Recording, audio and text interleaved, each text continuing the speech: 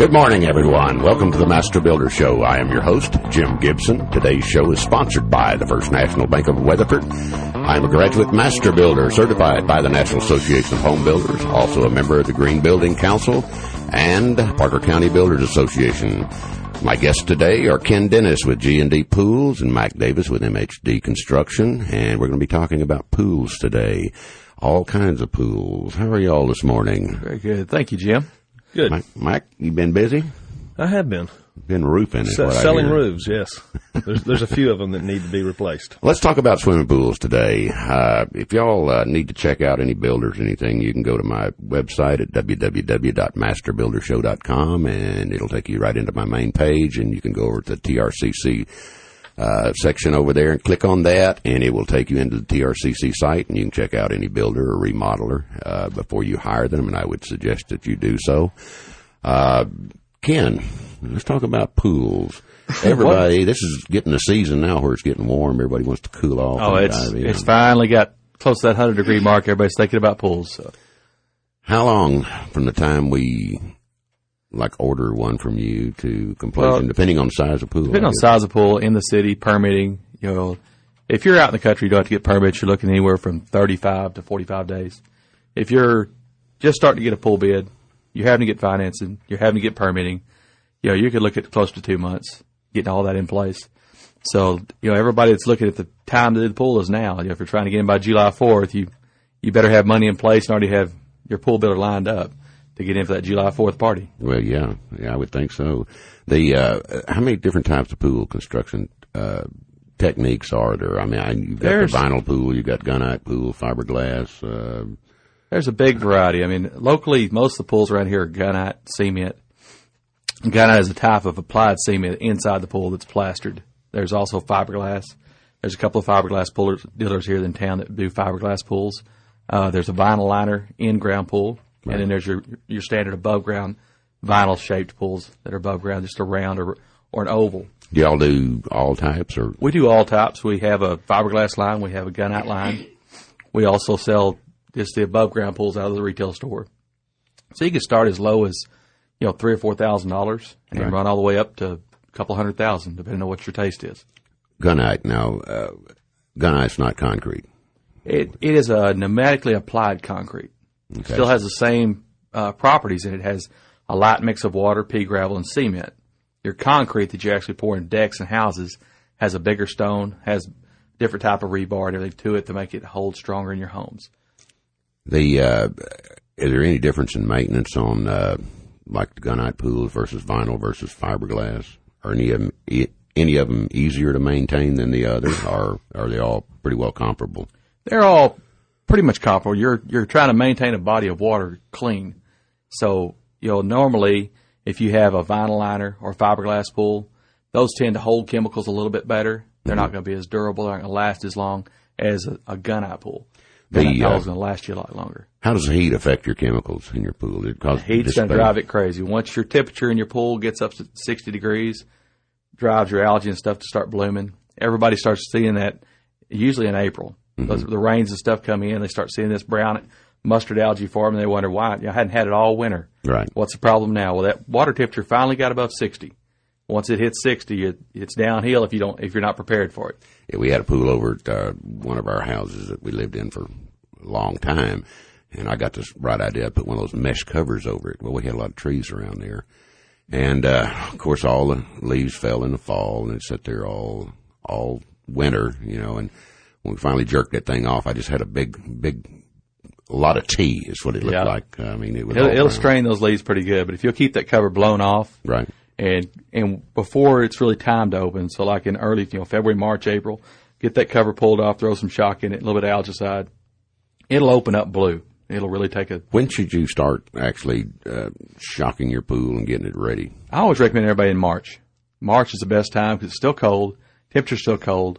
Get ahead of it. It's kind of like taking a flu shot. What's the process? You'd open up the pool, take your cover off, wash it off, store it, let it dry, and then store it out in a dry area after it dries out. Be sure don't store that cover wet. You're going to ruin it. Right. After you take it off, take your water test to a pool store and have it tested. There's a variety of chemicals in that water that they need to test to make it accurate. A lot of people just throw in shock, acid. Right. We should be good. But then they have problems as the year comes along and the temperature of the water gets higher, it's harder to maintain. If they'll take that water sample in and get it accurately tested and adjusted to where you have your stabilizer, your calcium, your alkalinity, your pH, and your chlorine, once you get all 5 things balanced perfectly, then throughout the summer, all you have to do is just a little bit here and there. Some people say, I don't have to do much to my pool at all. Their pool is probably still pretty fresh water, pretty balanced. Right. But if it's that old water, it's been there 10 years, you got to remember this is drinking water in a swimming pool outside that's 10, 12 years old. You got to continue to maintain that water and keep it fresh. Does the water collect more objects as it gets older? Yeah. After a while, you're going to have to drain a little out. There's a thing called a stabilizer. It gets overstabilized, and that's from a variety of shocks and algicized things that you put in that it can't get rid of through the filter. So after a period of usually 4 to 5 years, you'll notice you'll have a lot of shock in the pool. You'll have a lot of chlorine buildup in the pool, but you can't get rid of it. You may have to drain down a couple of feet of the water and then refill it to get those bound up, stabilized products out. So what's recommended about over 4 or 5 years? Change about a quarter? Yeah, I'd drain down, probably 2 feet of the pool, drain it down 2 feet, fill it with fresh water. If you're having a really rainy year, it's probably doing it for you.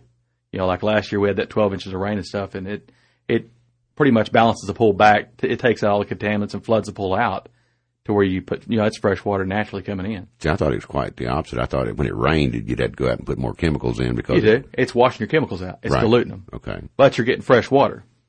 So that's a help as far as the fresh water coming in. But it does drain all. And the worst thing about it, you have to get that pool all perfectly balanced and ready to go. You leave the water hose on one night. Now you're back to square one. You've got all fresh water. You got to go back in and rebalance your pool again. What about the salt? What do they call them, bromide? Or saltwater pools bromide's a little different chemical, kind of chlorine and bromine, 2 different types. A saltwater pool is actually table salt, being dumped into the pool. So it's going to be a little bit of a light, salty taste to it, not bad, not like the ocean. Right. As that salt's running across an electronic cell, a DC voltage charges that salt particle and makes it sodium hypochlorite, which is a chlorine. A sodium-based chlorine. So that chlorine in the pool then is something you're making, not something you're adding. Okay. People think saltwater pools aren't chlorine. They are a chlorine pool. And that's kind of a disbelief of everybody is, I want a saltwater pool because I don't like chlorine. Right. You're still going to be making a chlorine, but it's a softer, less odor, because it's constantly being made. All right, looks like we've got to take our first break now. We'll be back here in a couple of minutes. Did you know that some of the best home builders in the entire nation are right here in Parker County? Hello, everyone. This is Lynn Bearden, president of First National Bank of Weatherford. Our lenders believe your family deserves the best when it comes to your dream home. First National Bank is proud to support the Master Builder Show on QXFM. First National Bank in Weatherford has been building homes in Parker County since 1880. Member FDIC and an equal housing lender. YourCircleOfWealth.com. A recent study by one of the world's largest financial institutions estimates that over 90% of baby boomers will not retire financially independent. We have prepared a financial report entitled Your Circle of Wealth. Learn how changing the way you manage your money can dramatically increase your wealth. To get a copy, you may go to www.yourcircleofwealth.com and enter the passcode Gibson, Gibson. That's YourCircleOfWealth.com.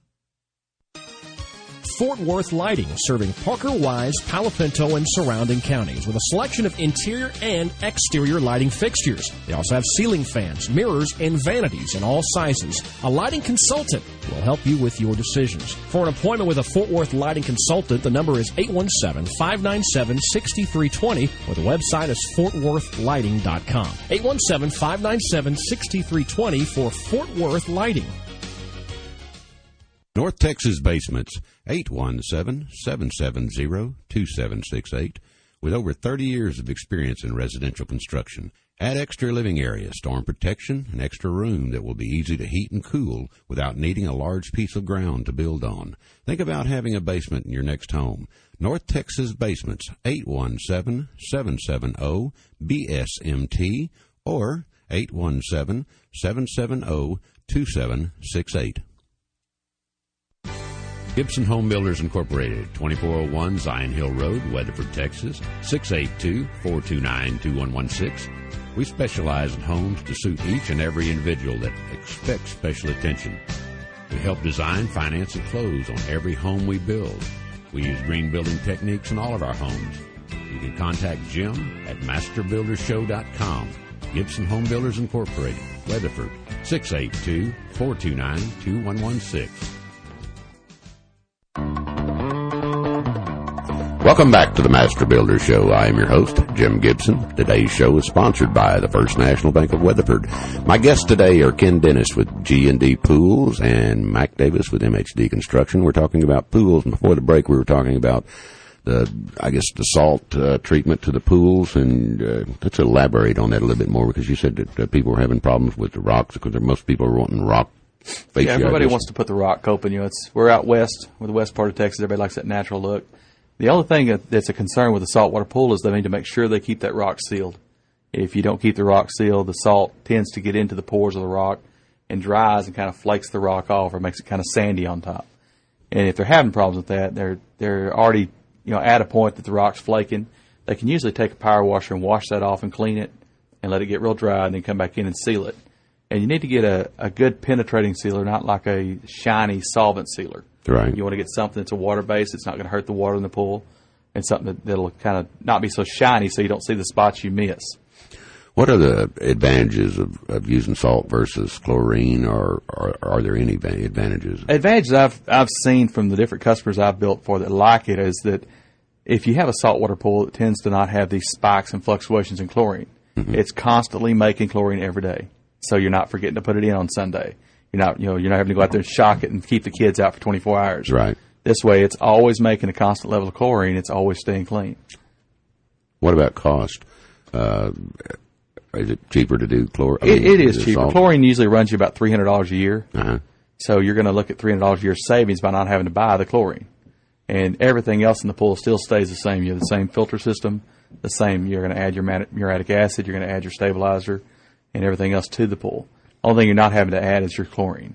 I know you put in my kids' pool over in Burleson there, and they went with the salt, and they love it, and I do too. I mean, you can get in there with a cut or something. It seems like it heals it. Yeah, I mean, it's not as abrasive on your skin. What happens is people that don't like a chlorine pool is because the people that are taking care of it are keeping too much chlorine in it. They've just shocked it, and you come out there and you swim, and it burns your eyes. It's uncomfortable to be around. You smell it. Right. With a salt pool, it's not being shocked like that. So it's keeping that even base of chlorine. Every time you get in, it's kind of neutral feeling. It's not real abrasive to you. Now the salt content is not as high as it is like in the ocean. No, it's supposed to be kept between 27 and 3,400 parts per million, which is the salinity of your eye or a teardrop. So that way, it's not burning your eyes when you get in the water. It's the same chemical makeup as the salt in your body. So once you get it up to 4,000 or 5,000 parts, the salt systems tend to not work anymore. Plus, it burns your eyes, and you taste this real salty taste of the pool. What about safety on a pool? The insurance cost. Now, how much is it going to run up my homeowners just for liability and all that? It all depends on the amount of insurance that you have at your home currently. You're going to have to get with your insurance company. I always tell everybody this when they build a new pool or come in to buy one. Be sure and add that pool to your insurance contract. If you don't add it to your homeowners or insurance somehow, if somebody gets hurt in that pool, they never knew you had it. It's not a covered instance. Right. If you build that pool, give them a call. Sometimes it's as low as $20 a year. Sometimes as much as a couple thousand. It depends on how you're insuring it. How much liability you want on that insured area. It's kind of like if you're going to have a motorcycle track in your backyard, you need to let the insurance company know that you need to insure that for the proper amounts. Is there any regulations or rules about the type of fencing that you've got to put around the pool to keep kids out and unwanted guests out, I suppose? There is. There's a safety fence that's required in the cities, and every city requires a certain code for their city, even Weatherford and Mineral Wells and Lido. Everybody requires a different code. Usually most of them go by a state code of 4 foot tall. You have to abide by whatever city you're in. If you're in the county, they're not requiring you to build a fence yet. It's in the state proposition to be approved to where you have to build a fence in the county. Well, I would think, if you're in the country or, out in the county and had some kind of pool, it would be to your best interest to build a fence around it. It would. A lot of insurance companies make you. If you're out in the country and you're in a subdivision that's not regulated by the city, it's still in your best interest to put a fence around that pool and protect it from other people coming in. Was that going to change in September when the new law goes into effect in the counties that they have to have inspections while they're building homes? I don't know. It still hasn't passed yet. It hasn't. Okay. So it's still in legislation. They're not in conjunction with TRCC, are No. they? So No, they're it's a completely separate. fencing issue and safety issue. Okay. They've passed the new issue for the dual main drains. Anybody that has a single main drain in their pool has to be upgraded to a dual main drain when you replaster or remodel their pool. Or if you're out there working on their pool and you notice there's a single main drain, they have to be informed about the danger of that.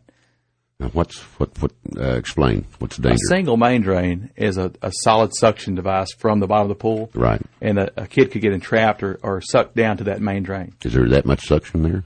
There's a lot. You're looking at 120 to 140 gallons a minute going through most of these filters, and that's a lot of suction for, like anywhere up to a 4-year-old. Right. A grown man or something's not going to get sucked down to it, but a little kid could, or their hair get caught in a drain that's not properly maintained. So that's something that's really, a big issue for safety is, you look out there and see what you have as far as drains. There are devices you can put in. You don't have to bust out the whole pool. You can put a device at the pump that will relieve that entrapment. If it fills a suction entrapment, it'll relieve that and let air back into the system. Okay. Now, when you put two main drains, do you just put two and then Y back into the main? Y them back together. So it really wouldn't be that difficult to go in and add a second drain, is it? You would nearly want to do it when you replaster. Okay. Because it is an expensive project. You're looking up to $2,000 just to jackhammer out the concrete, put the dual main drain in, and put it back together. It can be an expensive project, but if you're doing it in replaster, it should be fine. All right. Looks like we've got to take another break here. We'll be back here in just a couple of minutes. Did you know that some of the best home builders in the entire nation are right here in Parker County? Hello, everyone. This is Lynn Bearden, president of First National Bank of Weatherford. Our lenders believe your family deserves the best when it comes to your dream home. First National Bank is proud to support the Master Builder Show on QXFM. First National Bank in Weatherford has been building homes in Parker County since 1880. Member FDIC and an equal housing lender. Are you looking for a law firm with an understanding of the construction industry? Kelly M. Davis & Associates experience includes home inspections, construction contracts, disputes with builders, and helping subcontractors or vendors that have not been paid for their services. For more information, you may visit www.kmdalegal.com or you may call 972-434-8009. That's 972-434-8009. Kelly M. Davis & Associates. Principal offices are located in Louisville, Texas. Alamo Appliance, 100 South Riverside Drive in Fort Worth, has been dedicated to serving your needs in kitchen appliances for over 35 years. They offer JennAir, KitchenAid, Whirlpool, Maytag, Amana, and many others. Their experienced sales staff will help you make the right decisions at the right time. That's Alamo Appliance, 817-531-2701. Once again, that's Alamo Appliance, 817-531-2701. Fort Worth Lighting, serving Parker, Wise, Palo Pinto, and surrounding counties with a selection of interior and exterior lighting fixtures. They also have ceiling fans, mirrors, and vanities in all sizes. A lighting consultant will help you with your decisions. For an appointment with a Fort Worth Lighting consultant, the number is 817-597-6320, or the website is fortworthlighting.com. 817-597-6320 for Fort Worth Lighting.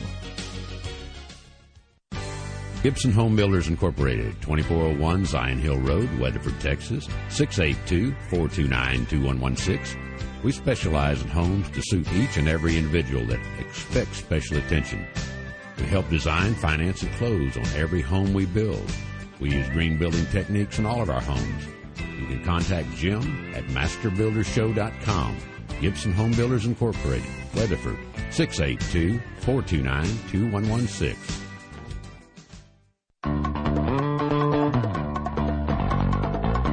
Welcome back to the Master Builder Show. I am your host, Jim Gibson. Today's show is sponsored by the First National Bank of Weatherford. My guests today are Ken Dennis with G&D Pools and Mike Davis with the MHD Construction. We're talking about pools, and we were talking about the insurance and pool safety. And we had a caller call in, and he informed us that most carriers would like you to have a 4-foot fence around it with a self-latching gate that closes and latches. And then he said that some of them were a little particular about diving boards and slides, and so I think the main thing, just be wise and be smart about what you're doing. Yeah, and just common sense tells you. Company. Yeah, consult your insurance company, and I'm thinking it's dumb not to have a fence around them. Yeah. And, I mean, you've got these subdivisions going up out in county right now that don't have any requirements, and if you've got your next door neighbor and you put in a pool and he's got a 2-year-old kid and you don't have a fence up, then it's just stupid not to. Yeah. But you got to take care of everybody, including your neighbor's kids. It's not just your kids. Right. You want pools to be safe and enjoyable. All right. Let's talk about doing indoor pools. What kind of problems are we looking at? I know as a builder, moisture problems is our biggest problem, moisture infiltration in the other areas. So I would think, if I build another pool, I want it to be indoors, so I don't have to mess with the leaves. It's going to stay a lot cleaner. And I can swim year round. Yeah. But in doing so, I'm going to have to separate it from the main dwelling and actually isolate it and have a different heating, cooling system, dehumidify it. Do you do a lot of indoor pools? Or We've done a few, and some of the larger motels and hotel chains that we build for do put pools indoors. And by doing that, you're going to have to maintain a freeze guard if your equipment's still outside. Right. You don't want it freezing when it's warm inside. Correct. So you got to still have that pool running during the wintertime or keeping that pool equipment enclosed. Also, another thing, too, is the way that you're heating the pool. Are you going to heat it with solar? Are you going to heat it with a gas or electric heat to keep it warm? It's still going to be a cold body of water down that cold ground. You just have to keep it cold. And the hotter you get it, the more problem you're going to have with your HVAC and your dehumidifiers keeping up. Because of the evaporation. Evaporation of the pool and the humidity inside the room. I'm sure it's a big concern with if you're going to have any kind of mold or anything like that by keeping the humidity down. All the hotels and stuff have been doing it for years. They've pretty much got it perfected, putting the fans in, the dehumidifiers in. And that's not a big concern of the pool builder's side. Right. It's a body of water, and it's going to stay clean. I'm going to be happy. You're going to love your pool because it's always clean. Yeah, the thing is, the building's going to be falling down around me if I don't do it right. The building's got to be done right. Is there any particular material that you would recommend for building a pool shelter? A lot of them just do brick inside. I mean, a lot of the places we go to have like a brick inside the building. Yeah, brick, unless you seal it, it's porous. Yeah, it'd still be porous. It's still soaked through to some extent into the walls. Right. So there's on the walls themselves, an FRP fiberglass reinforced plastic that they glue on the walls, like in the bathrooms of commercial bathrooms, like Marlite. We've seen that on the walls of the enclosures. A lot of them go glass. I mean, with a commercial glass, as long as you have the right type of tinting on the glass, it doesn't make it like a magnifying glass. Mm-hmm. That's a good option because if it does, if the dehumidifier doesn't work properly, it would moisture up the windows, but it wouldn't rot anything. I noticed, if we were building the frame, because moisture is going to penetrate just about whatever covering you put over the wall. Mm-hmm. Do you have any suggestions on framing itself other than wood? Well, with the window stuff, it's aluminum. Okay. Aluminum anodized, and that doesn't show the rust as fast. Aluminum doesn't tend to rust like metal or steel or anything. Even though it's not directly in contact with the water, the moisture makes it rust out. Right. Now, on your not only your pool enclosure, but is it wise to enclose your pump, like put a pump house in, or do you have problems doing that? You could have more problems by putting some of the pool equipment they put in an enclosed room with no venting and no air. Mm-hmm. Shut the door and lock it and keep it closed up all summer. It gets too hot in there. Those motors have to stay running at a cooler temperature. It's better to have them outside a lot of times. They're made to run outside. They're made to be sitting out by the house without being under the roof edge where the water's draining into them. Right. They're made to be set outside. But if I wanted to house one, I could actually put all the containers and stuff inside the house and not the motors. Well, you can put the motor in there too as long as you vent it properly, let it have plenty of air, and it's not a problem at all to keep it inside an enclosure. What's the biggest problem with a pool? Biggest problem I see is just people, normal everyday maintenance. Some people come in, they just have a lot of problems keeping it clean. And you have to have filtration, you have to have circulation, and you have to have chlorination. If that filter's not working, it's not going to be clean. Right. If that pool doesn't run long enough during the day, it's not going to stay clean.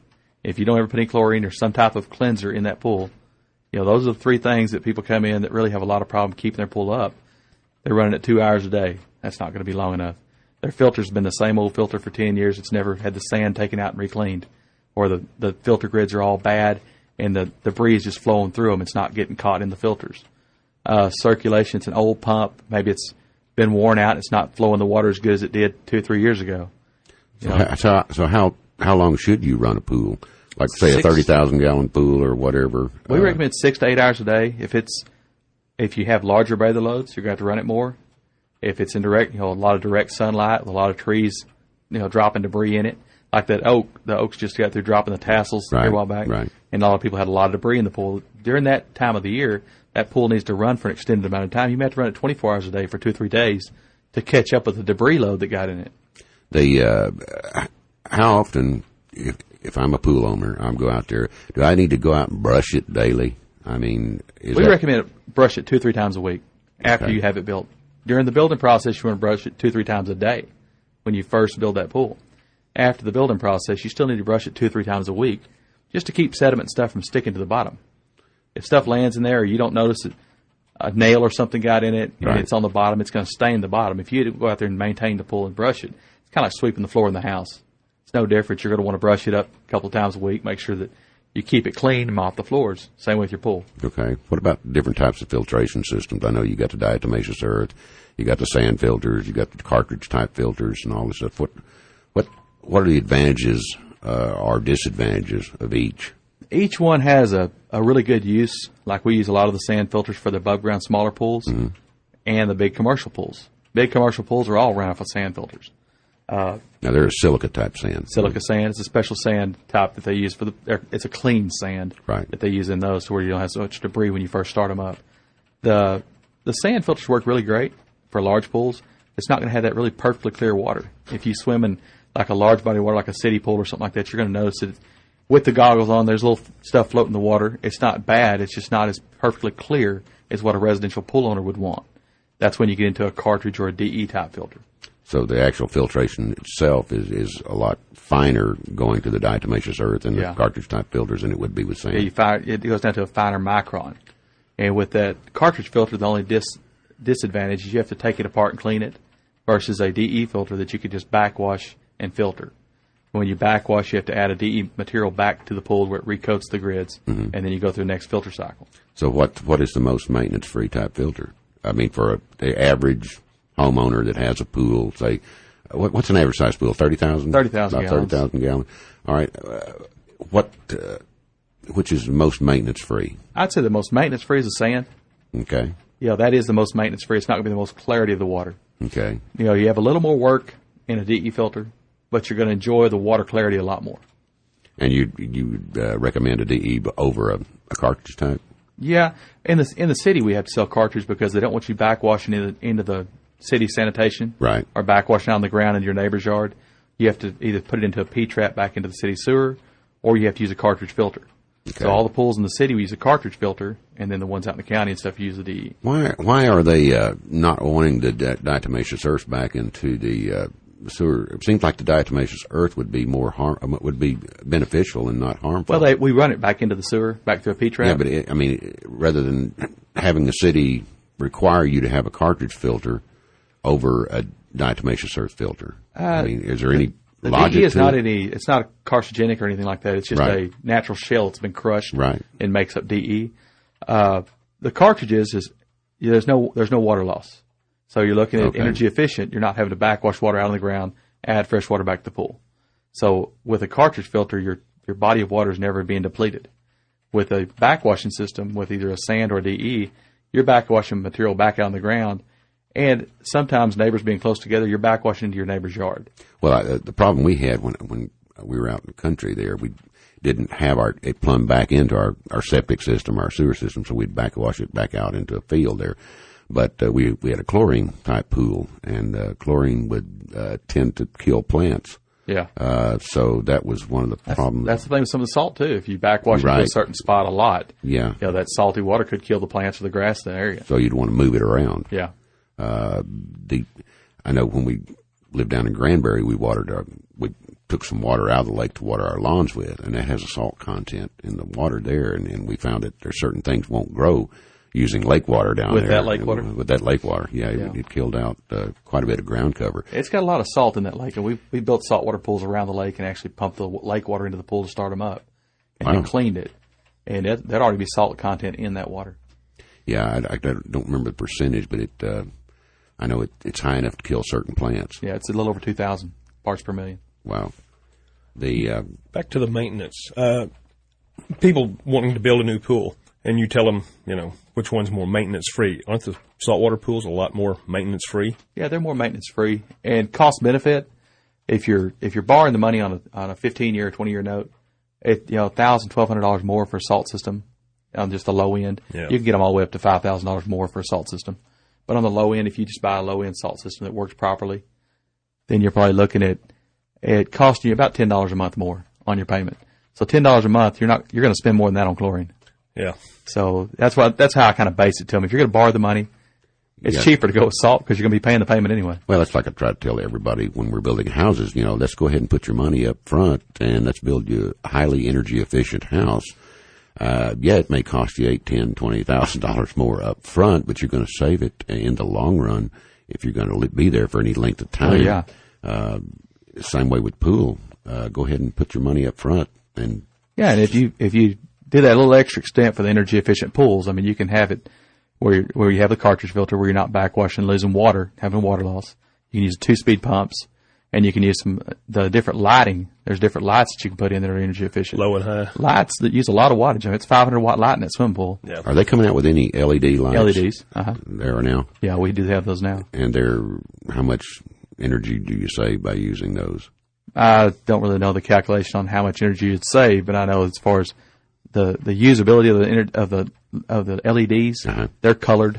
They make different light shows, and they're only a couple $100 more. And their life lasts a lot longer. Lasts a lot longer, probably 5 to 10 times longer. If you ever had to change a bulb out in the pool, it's not any fun to have to change a bulb. It's nice to have that LED. What problems you have with electrical items in a pool like that? I mean, they're actually sealed completely and all that stuff. You don't have any danger of shock or anything. No, they've got a seal around the light that encases that light bulb in a dry area. So it is electric to the light, but it's dry. Mm-hmm. If that seal ever breaks and the water gets into the light bulb, it trips the breaker back to the pool equipment. All right. And as far as we talked about the filtration systems, what other things? You do a lot of water features now too, don't you? We do. Around the pools? A lot of people are starting to do spray parks in the cities. We do a lot of spray parks, different water features for people in their yard, like some of the ponds, koi ponds and stuff. They'll buy some pumps and filters and stuff for those. Mm-hmm. There get to be a lot of pond builders in this area that are building like the koi ponds. Right. That's getting to be a real popular. We have a lot of people come in wanting to buy stuff for their koi ponds. That's a new store we need in town, I think. Are you going to get into that? It's a whole different type of system. I mean, you don't want chlorine in there with those fish. No. You don't want any of the chemicals we add. Right. If they get algae in there, that's good for them. We don't want to treat the algae in their fish pond. Fish. Now, most of your water features you're building are next to the pool, flow back into the pool. Yeah. Is that like a spray park? A lot of what is a spray park? They're doing a big spray park. What it is? It's a dry area where you could take your kids out and they can play in the water park, and you can sit there on a bench and watch them. And there's no chance of them getting, they'll just be on a dry ground area. The water's spraying up in different areas and dumping down on top of them. Oh. So there's no standing water. All the water goes back down the ground. It usually goes back into a lake. They usually pump the water out of the lake and use it. It goes right back into the lake, so it's clean water. Do you have a question, Mac? No. Oh, I thought I heard you mumble there for a second. No. But the deal with spray parks, a lot of spray parks are popping up because of the liability issues of swimming pools. Right. With a spray park, there's not a liability issue of drowning. It doesn't matter what age group wants to swim and play. They can play in their backyard, get wet, and the enjoyability to it is just getting wet anyway. You go to Wet and Wild, things like that. You see the little water park areas. Didn't the city add one here? The city added a little one, yes. Yeah. They've got one here. Cherry Park, yeah. So that's one of the top of the line new features coming out, and City of Weatherford has one now. What kind of surface you put? I mean, you've got to really rough that surface up, don't you? Well, they use a rubberized surface. They use a cool deck type surface. Different ones to make it, less slippery. Right. Yeah, I know if I got out there, I'd be falling down quite a bit, I think. There's no running.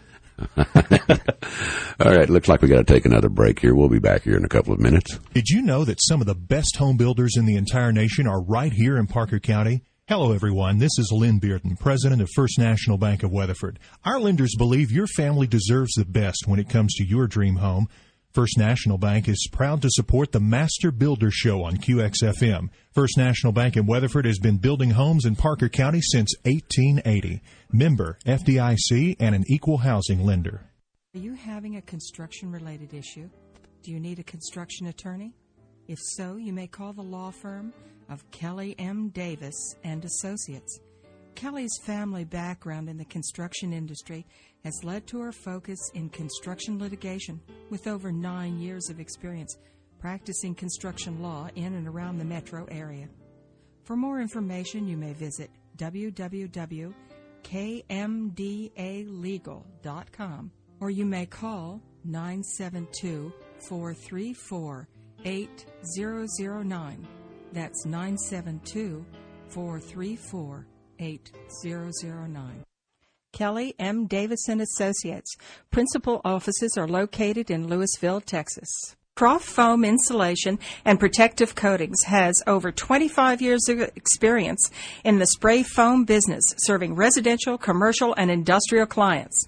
Croft Foam specializes in open and closed cell polyurethane foam applications to construction, refrigerated trailers, and even castles. Croft Foam is a Fort Worth-based company. You may reach them by calling 817-482-1664 or email at foamman@swbell.net. Fort Worth Lighting, serving Parker, Wise, Palo Pinto, and surrounding counties with a selection of interior and exterior lighting fixtures. They also have ceiling fans, mirrors, and vanities in all sizes. A lighting consultant will help you with your decisions. For an appointment with a Fort Worth Lighting consultant, the number is 817-597-6320, or the website is fortworthlighting.com. 817-597-6320 for Fort Worth Lighting. Gibson Home Builders Incorporated, 2401 Zion Hill Road, Weatherford, Texas, 682-429-2116. We specialize in homes to suit each and every individual that expects special attention. We help design, finance, and close on every home we build. We use green building techniques in all of our homes. You can contact Jim at masterbuildershow.com. Gibson Home Builders Incorporated, Weatherford, 682-429-2116. Welcome back to the Master Builder Show. I am your host, Jim Gibson. Today's show is sponsored by the First National Bank of Weatherford. My guests today are Ken Dennis with G&D Pools and Mac Davis with MHD Construction. We've been talking about pools and all things about pools, I guess. And let's talk about what options you can get with a pool. I mean, what are some of the most popular options that people want? Well, most people nowadays always want a water feature, some type of waterfall, a grotto, something to make a water sound to where you can enjoy the pool all year long. You know, wintertime it gets too cold to swim, but you can still sit out on the patio and listen to that waterfall feature. It's relaxing. Nice and relaxing. That's one of the main things about enjoying your backyard.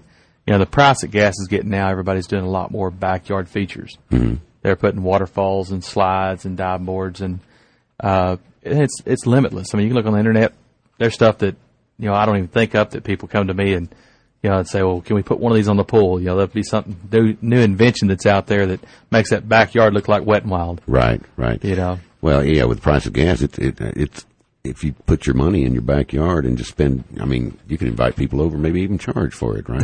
Yeah, just charge a gate fee. Yeah, come on over to my house and pay for my electricity. $25 a head. Yeah.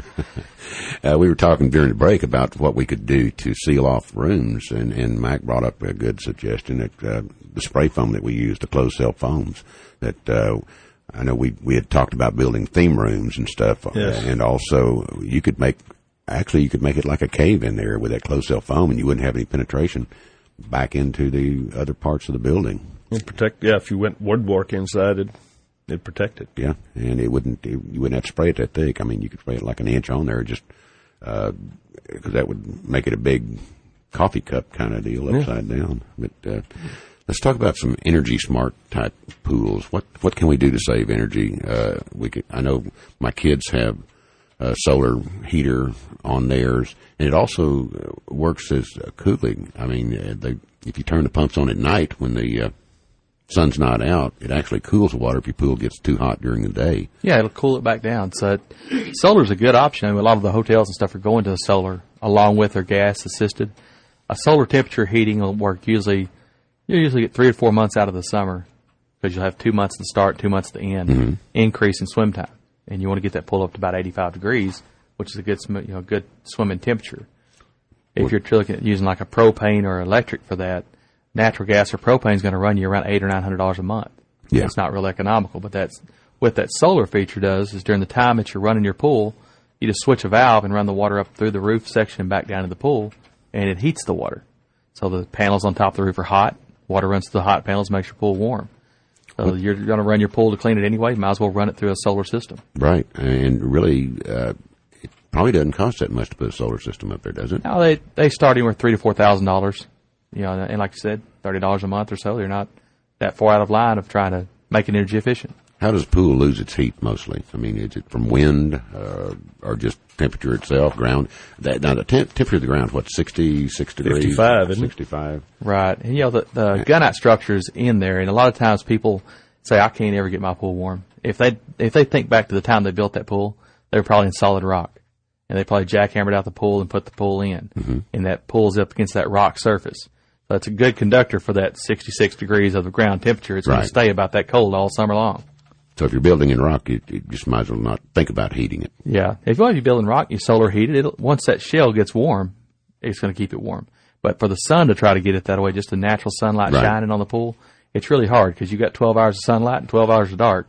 Every night it's going to cool back down. What about, are there any high efficiency type heaters now besides solar? They do make them more efficient, but we're looking at heaters on a pool are 400,000 BTUs. And that relates to a lot of gas flow. You can hear that thing kick on, and you can hear that meter running. So if you're going to heat that pool for an extended period of time, we usually tell everybody you're looking at $50 to $75 a day to heat the pool. And if you're going to run that, because if you keep it warm all month long, you're looking at about $900 to $1,200. The customers I have that do that. Right. But if you're going to heat it up for one day, it's going to take a lot more to get it there. So that would be another reason to enclose the pool.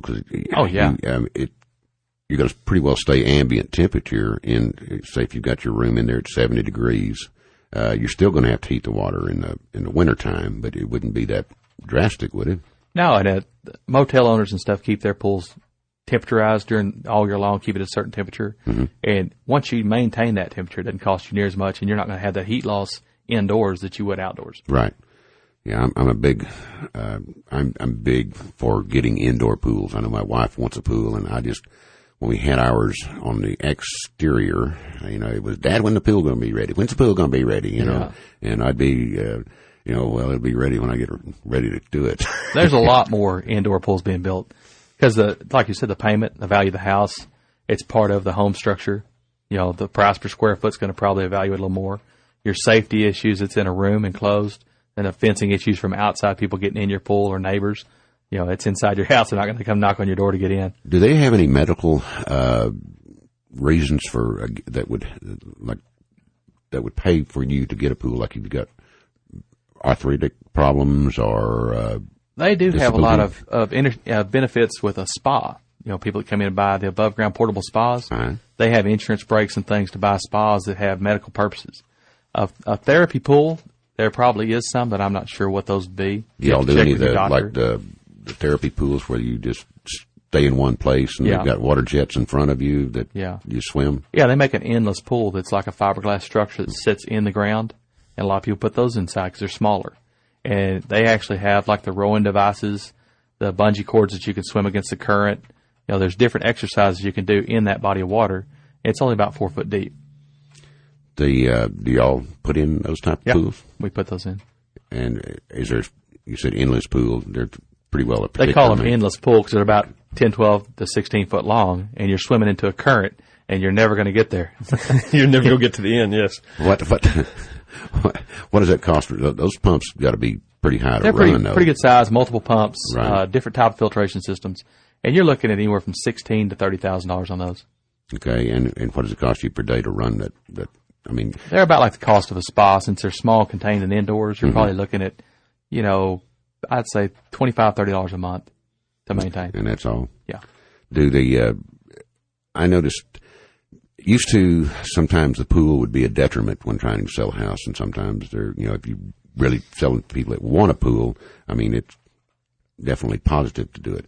But on the real estate market as a whole, is it raised the price per square foot of your house? I mean, as far as from my perspective, I'm a pool builder. Everybody needs one. That's right. But if you look at the economies like in California and Arizona and different economies that have sold a lot of homes, it's a little bit hotter out in Arizona. It's hot all year round. Every house out there has a pool when they build it. And there's a lot of places in Dallas and in the bigger areas and metroplexes that build home builders build a pool with every home. That's kind of a gimmick deal. They sell a pool with the house. It works out for some, it doesn't for others. I mean, I think that the type of people that are going to buy a pool, if you're looking at more of a 4-bedroom house, they have kids, they're more apt to buy a pool. If you're selling to a retired couple, they may be less likely to buy a pool because they don't want to maintain it. They don't want to have the cost and expense of running a pool. Are there very many people that run maintenance companies that do weekly maintenance on pools? Do y'all do that? We don't do it. There are a lot of maintenance companies here in town that do the monthly service. They'll come out once a week, check and maintain the pool, take care of it for you. And that runs anywhere from $100 to $300 a month, depending on how big your pool is and how many swimmers you have. I know some of the commercial pools here run closer to $500 a month to maintain. What about building windbreaks and stuff around the pool? Is that a good idea? It is. The more windbreak you have, the less water loss you have. So if you're building up against that north wind, breaking it a little bit in the wintertime, you have less water loss in your pool, a little bit warmer when you're out there trying to swim in it. What about freeze guards? Freeze guards are pretty much mandatory. I mean, we don't get a lot of freeze here in Weatherford, but you're still going to have those 2-3 weeks every year that do freeze. So you want to make sure you have a freeze guard installed and it works properly. Is it best to, I know back years ago I had people that would put floating objects in the pool that in case it did freeze. Back then, they would disconnect their pump and the filter and carry them in the house. And put like an inner tube or something like that. I've heard those how they put an inner tube in there would freeze, it wouldn't crack the sides. We're not so worried about the really hard freezes like they have up north. It's going to freeze 2 or 3 inches thick where you can skate on it. We're more worried about freezing the pumps, the filters, and the lines outside. All right, looks like we got to take another break here. We'll be back here in just a couple of minutes. Did you know that some of the best home builders in the entire nation are right here in Parker County? Hello, everyone. This is Lynn Bearden, president of First National Bank of Weatherford. Our lenders believe your family deserves the best when it comes to your dream home. First National Bank is proud to support the Master Builder Show on QXFM. First National Bank in Weatherford has been building homes in Parker County since 1880. Member FDIC and an equal housing lender. Are you looking for a law firm with an understanding of the construction industry?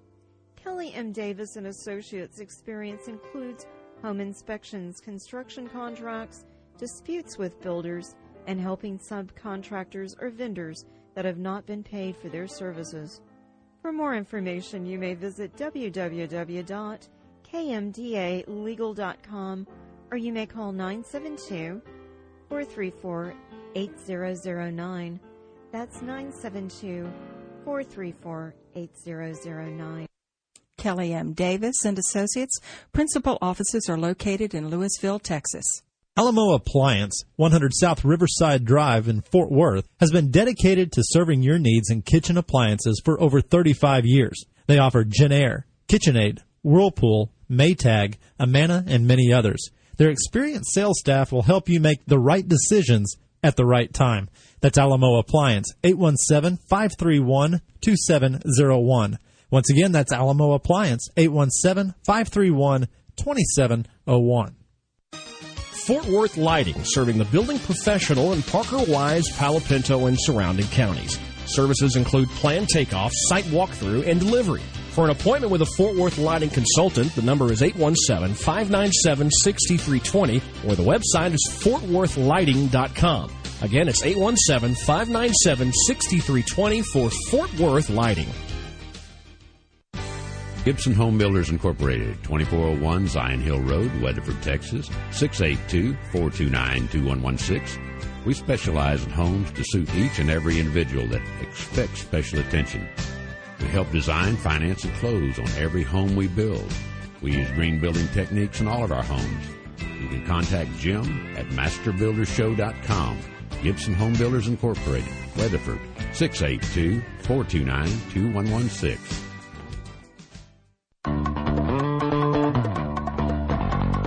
Welcome back to the Master Builder Show. I am your host, Jim Gibson. Today's show has been sponsored by the First National Bank of Weatherford.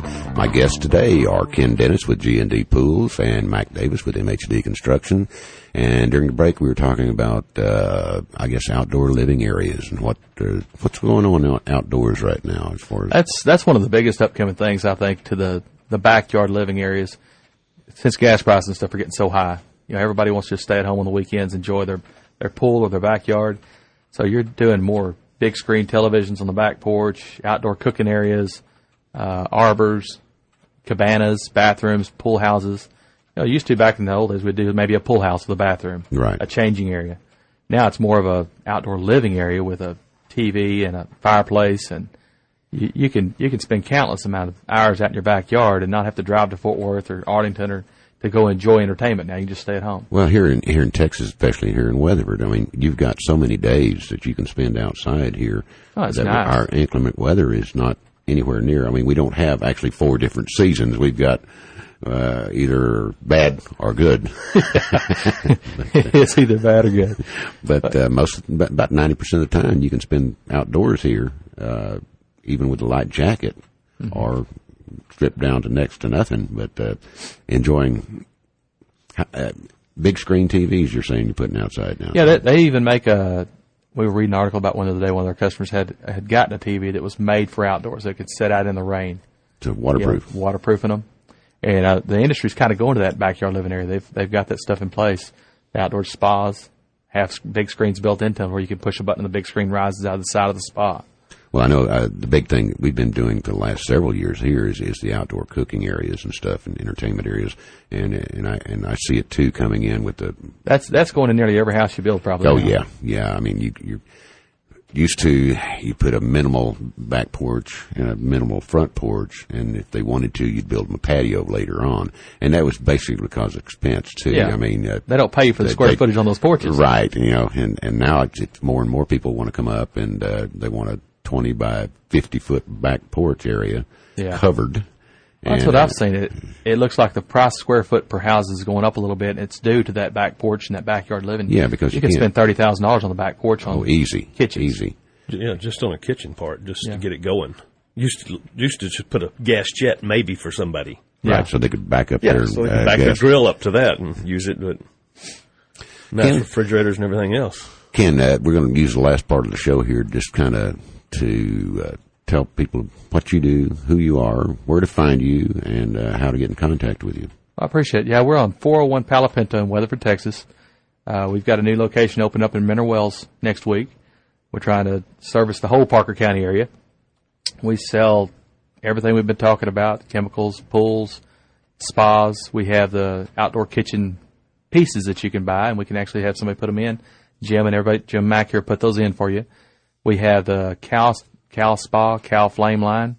If you go to calspas.com, you can go to the Cal Flame line of grills. It's kind of like something you'd get out at Barbecue Galore. Okay. And we have that line in our store that you can buy for your outdoor kitchen stuff. So you actually got a showroom up there that people can go in and kind of look at these products? Yeah. You can come in, you can look at the doors, you can look at the grills.